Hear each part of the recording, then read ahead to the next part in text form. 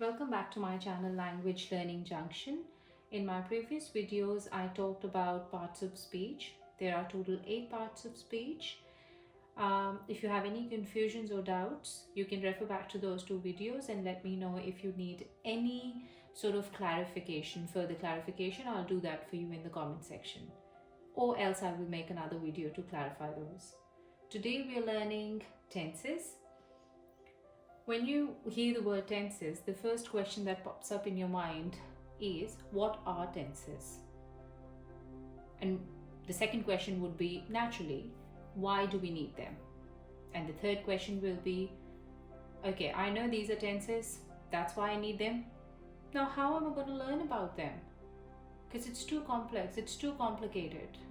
A lot of people must have seen various videos describing these are tenses, but you still get stuck and confused understanding them because there are too many types. I'll try my best to clarify them. I'll try my best to explain that to you in a way where you can use them without making a mistake. So like I said, the first question is, what are tenses? Well, we need tenses, and tenses are used to express time. By saying that, I mean we do not talk about the same time. When we're having a conversation with anybody, XYZ, we talk about different times. Well, something happened maybe yesterday, last week, or something is happening now, maybe in the morning, or something will happen tomorrow, or 1 year, like after 1 year. To specify different times, we need tenses. So tenses are used to express time. The second question is, why do we need tenses? Well, the first question and the second question are all the most same, but why do we still need it? Why there is too much confusion around tenses? We need tenses because when we're having a conversation with someone and we're talking about a specific action, we want to specify when that action happened. For example, if you're talking about eating a pizza, now if I just say eating a pizza, would you know what do I mean by that? But if I say I had pizza last night or I ate a pizza, you still get to know that I'm talking about pizza that I had yesterday or last night or day before yesterday. Or if I say I'm having pizza now or I will have pizza tomorrow. So I'm using different times to talk about eating pizza. Now, you need tenses to specify those different times. And now you know what are tenses, why do you need them? The third question is, how are you going to understand tenses? Because they're actually too complex. When I learned tenses, I used to feel numb looking at all those different types. But it's actually pretty simple, very simple. And once you get the knowledge of it, you will use it in your practical life. You can use it in your speech, in your writing, very conveniently. Now, how are you going to learn it?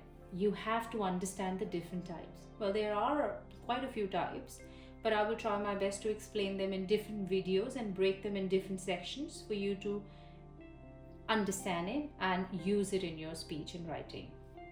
Now, there are 3 main types: past, present, and future. Past means yesterday. By saying yesterday, I don't mean yesterday only, but I mean yesterday which is done, gone, finished. Done, dusted. Present, today, what's happening now. Future, which is yet to come, which will happen, maybe tomorrow, maybe after 1 week, or after a month. In this video, we will be just discussing present tense, because past, present, and future tense, these 3 tenses are further broken into different types. So I'm not going to discuss all of them in the same video. We'll be doing present in this video. In the next videos, we'll be doing past, future, and in my concluding video, I will be doing and comparing them all together for you to understand when and how to use them. So let's get started.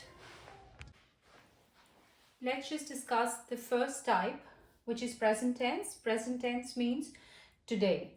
Like I said in my previous video, all these 3 types have further types, They're broken into different types for you to understand where and when do we use them. We are just discussing present tense, and present tense has four types: simple present tense, present continuous, present perfect continuous. We're just discussing present tense, but all these three types have different role to play. So let's just get started. The first one is simple present tense. Simple present tense, we use this particular type when we are trying to make sentences where we're discussing something that we always do, something that you do. It's a routine, it's a pattern that you follow, it's something that you do every day, it's your liking, it's something that you want to be. All these four types have different rules. I have written the rules on top and I will try and break them into different parts. Subject. Subject is your noun or your pronoun. Now, like I said, refer back to my first two videos to understand what are the different parts of speech. I'll just give you a quick idea. Subject is something you are talking about in a sentence. It's your focal point. If you're talking about a person and you're naming it, it's a noun. If you're talking about a person but you're not naming it, it's a pronoun. If you're talking about a thing, you're naming it, it's a noun. If you're not naming it, it's a pronoun. So something that you're talking about. So as part of the rules, subject plus verb. Verb, all the action words in state of being. It's in the previous videos as well. So action words, for example, you walk, you run, you sleep, you dream, you sing, you dance, you jump. All these are action words. Or you feel, you love. All these are action words. So you're going to, as part of the rules, subject plus verb. This is simple present tense. Simple present tense is actually simple. Like the heading says, it's simple. There are no complications, no complexities.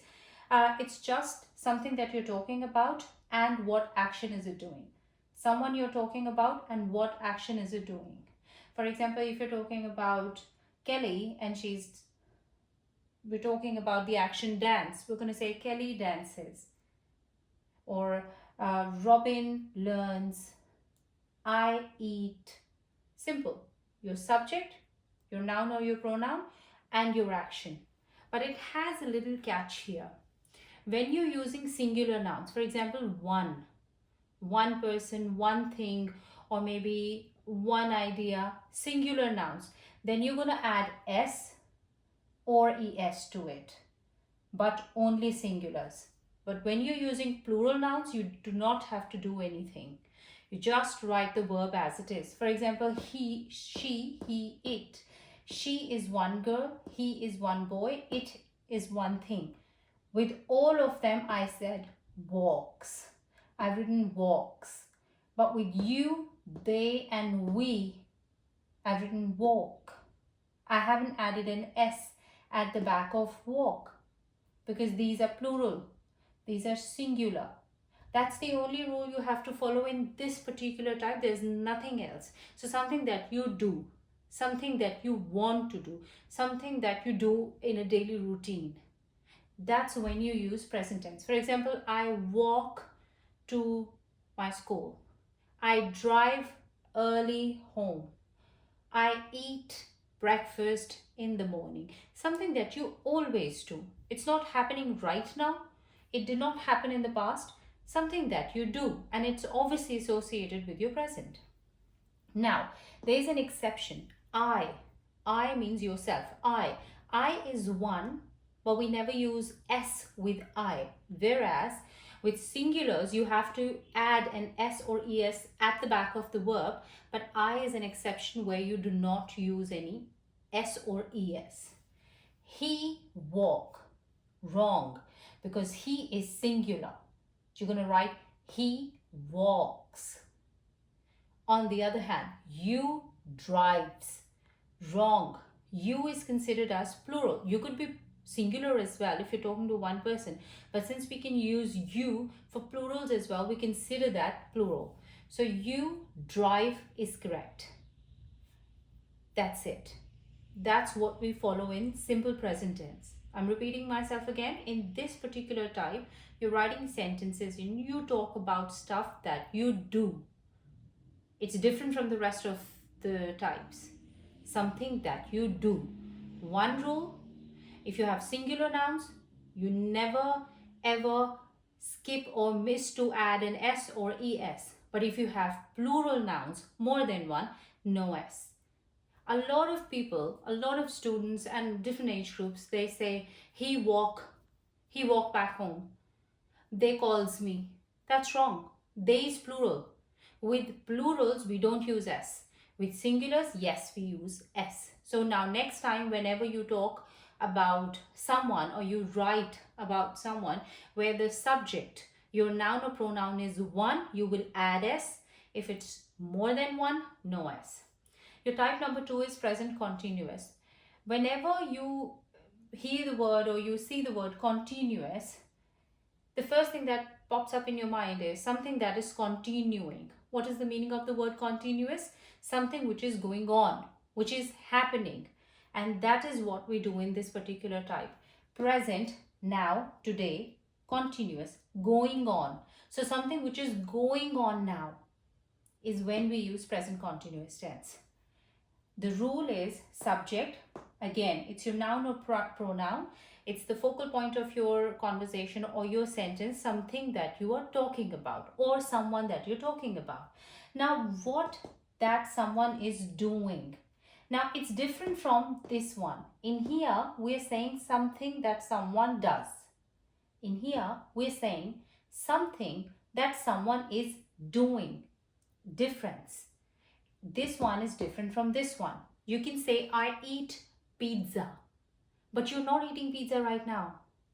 But if you want to say that you're eating pizza right now, at this moment, then you have to use this tense. So the rule says subject, your noun or your pronoun, your verb, your action word, plus you're going to add an ing at the back of your action word. For example, if the word is talk, you're going to add ing and it becomes talking. In this one, you will say, I talk. But here, the action is going on. You will say, I am talking. I talk. I am talking. That's it in this one.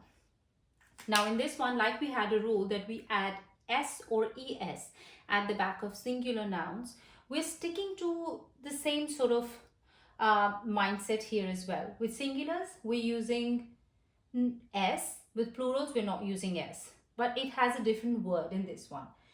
He, she, it. Singulars, one. We're going to use is. You, we, they. Plurals, we're going to use are. And with I, we use am. We never say I are going or I is going. We also do not say he are going or they is going. So it's a natural thing. It comes intrinsically. You don't plan it. You have it in your language and everybody knows that. But so I'm 100% sure that most of the students who are watching this, they know that there is a certain place where you use is, am, are, but you don't know where do you use this tense. I'll just give you an example. If someone asks you, what do you do for living? I mean, what job do you do? A lot of people say, I'm working as a doctor. I'm working as a teacher. When you say I'm working as a teacher, it can confuse, the listener. You instead should say, I work as a doctor or I work as a teacher. Something that you do.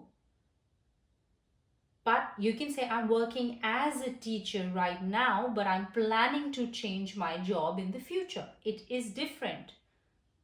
So you should understand where to use this tense. You use this tense only where you are referring to a sentence which shows that the action is going on in the present. The action is going on right now, in this moment. I am walking. Someone calls you. Where are you? I'm walking. Now, if you say, I walk. Okay, you walk. You walk every day. But when someone questions you, what are you doing right now? I'm watching TV. Something that you're doing at that very moment. I am walking. You, we, they are walking, plurals.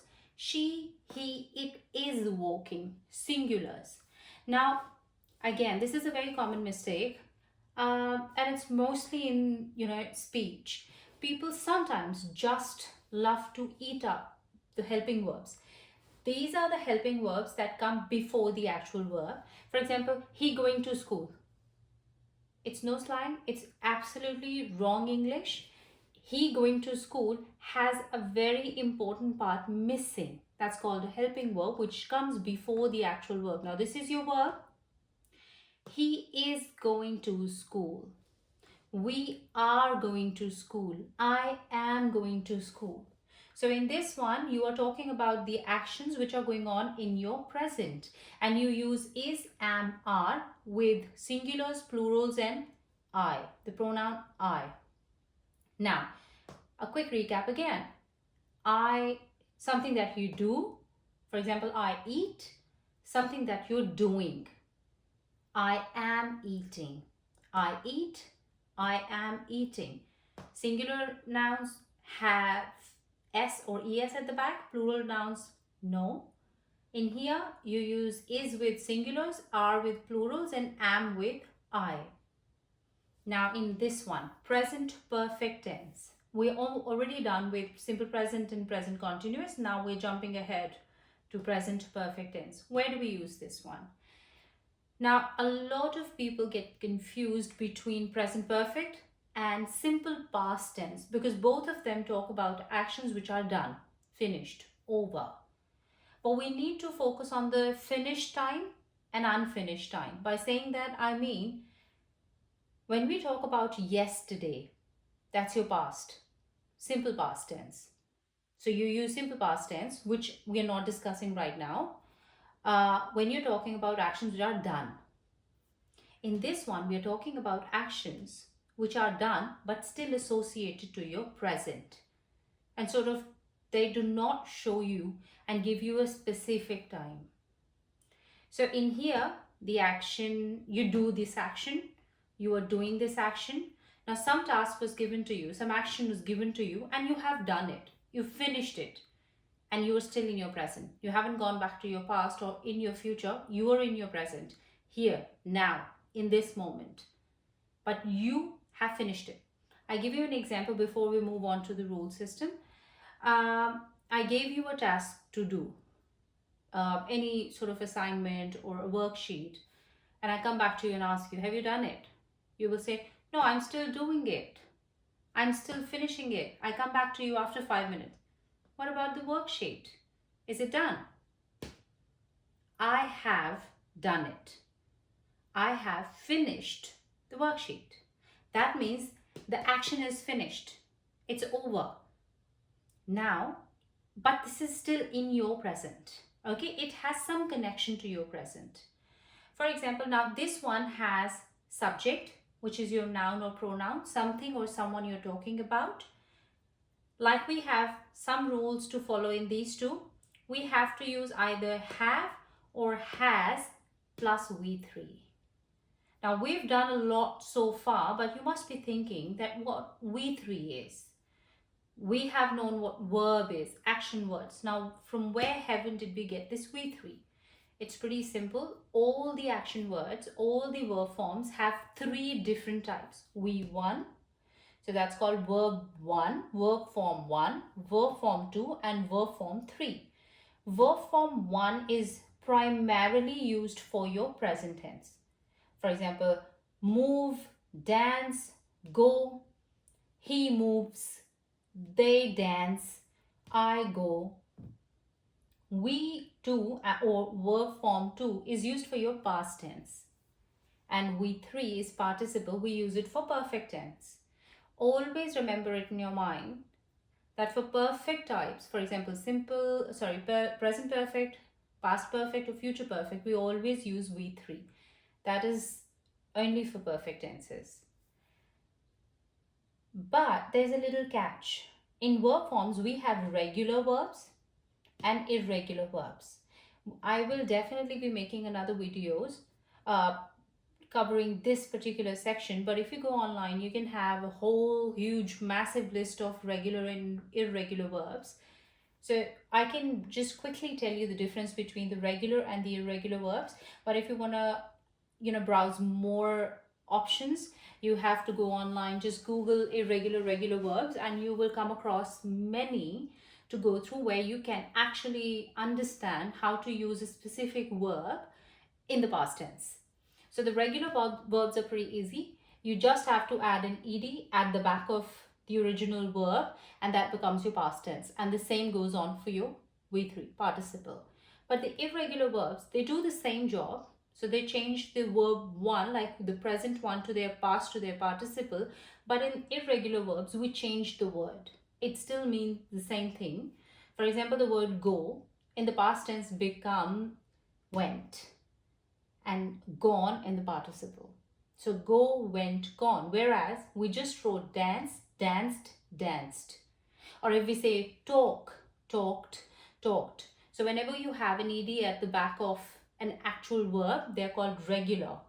But the irregular verbs are, like the word says, irregular, something which is not regular. So those ones which are not regular, not repeating the same word and changing it all together, are called irregular verbs. They change the word, but they mean the same thing. You're talking about going somewhere, right? So this will be covered in another video, or you can check online that there are 3 different verb forms. Just type irregular verbs and you'll come across heaps. Just have a quick look and try to memorize or read as many as you can so that you don't make mistakes, because it is a very big problem with students. Okay, so coming back to the same topic, subject, your noun, pronoun, have, has, plus V3, which is that one. In this one, there's no helping verb, but in this one and this one and this one, we do have helping verbs. Now, helping verbs are the verbs that come before the actual verb. So for example, talking is the verb, something that comes before talking is called helping verb. These 3 types need something before the actual verb, and that's why we have these ones. Now in this one, present perfect tense, this is when this tense is used when you're talking about some action which is done, finished, over, but it still has some connection to your present. So either you've done your action in the present, or the action is finished from the past, but it's still connected to your present. Now you have to use have with plurals and has with singulars. If you have noticed, from the first type, we have been discussing that with singulars, we always have some sort of S word to use with. For example, here we add S or ES. Here, with singulars, we use is, S here. And in here, we use has, S here, again with singulars. So you can, like when I was a child, I used to, I memorized it in this way, that with singulars you have to use an S or S word. So with singulars you use has, with plurals you use have plus V3. So he, she, it has, you, we, they have, plus I is an exception again. Like there we don't use S with I. So he has, he is your subject, has helping verb, moved, V3. They have moved, V3. So they, your subject, have helping verb, moved, V3. Now they is plural, so we've used have. Whereas he is singular, so we have used has. Now if we have to make the same sentence in irregular verb, we will just change the verb form 3 into, for example, we can say he has seen. They have seen. So seen is, the word is see, that's V1. V2 is saw. V3 is seen. You might have heard these words a lot in your speech. You must have used them, you've heard them from others' mouth, but you don't know why are they different. So they are the irregular verbs, and you must have heard the word saw, and you must have heard the word seen as well. But a lot of people sometimes get And it's not only with the younger generation, with the older generation as well. They sometimes get confused with seen and saw. So something that you're using in your past tense, the simple past tense, you use this one here, and for we3 we use this one here.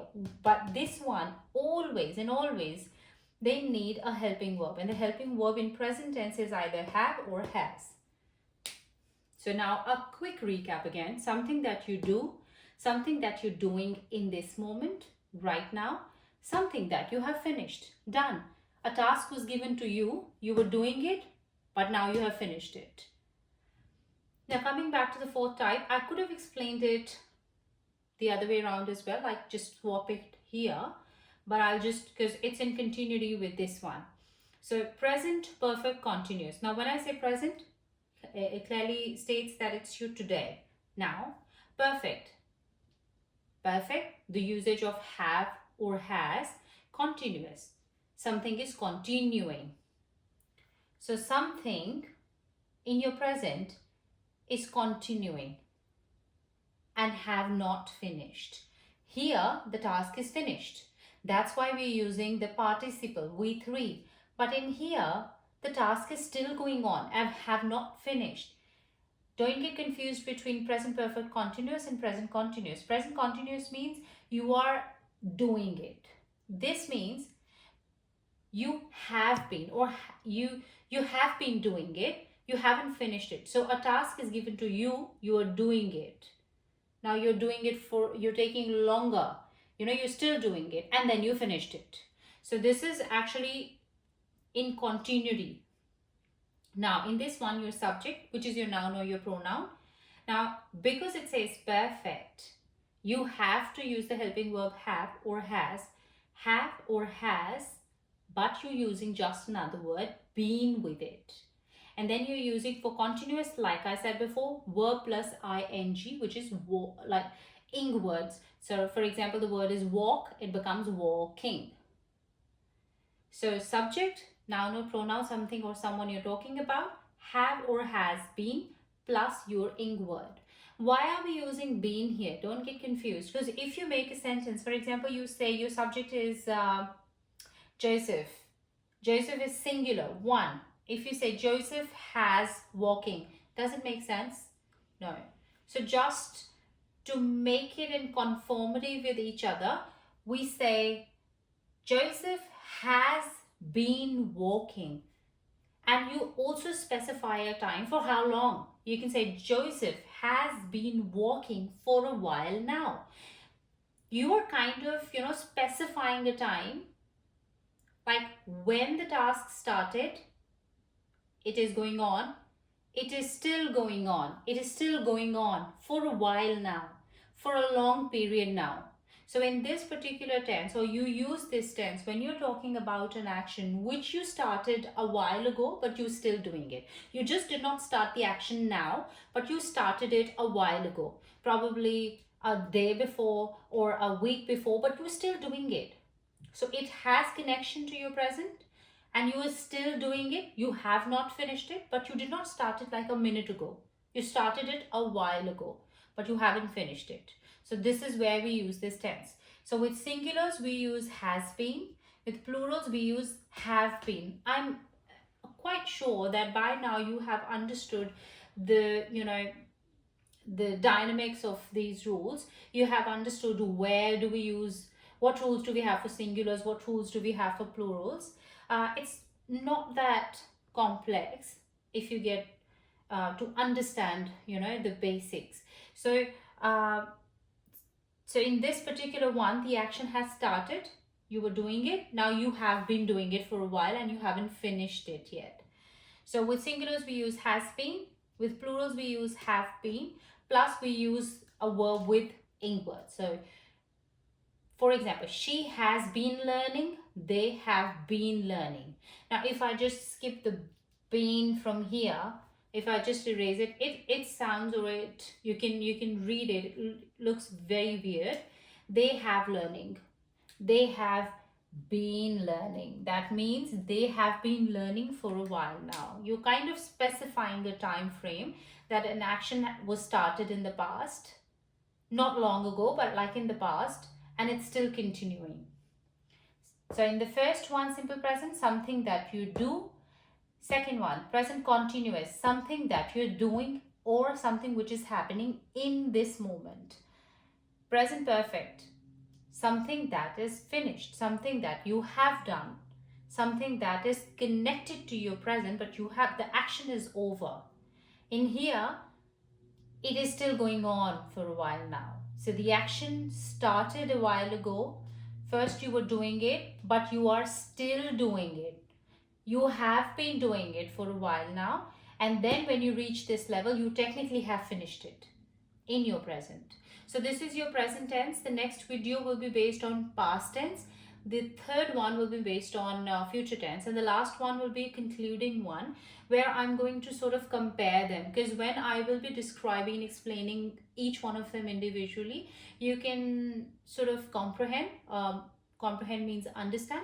You can understand them, but to really start using them, you have to compare. Like I have to make another video where you can compare their usage. So it's not very difficult.